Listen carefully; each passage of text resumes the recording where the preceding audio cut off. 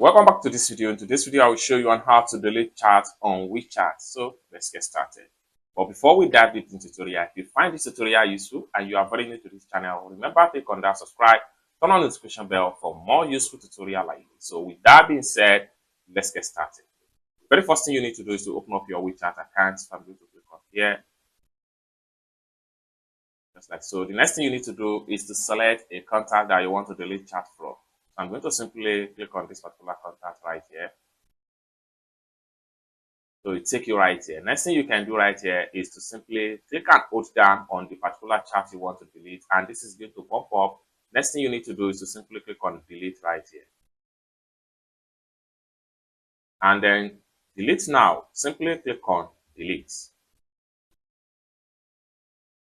Just like so, and the message will be deleted. It's as simple as that. So basically, this is how to delete chat on WeChat. I hope you really got value for this video. If you find this video useful, give this video a big like, and also remember to subscribe to the channel for more useful tutorial about WeChat topic.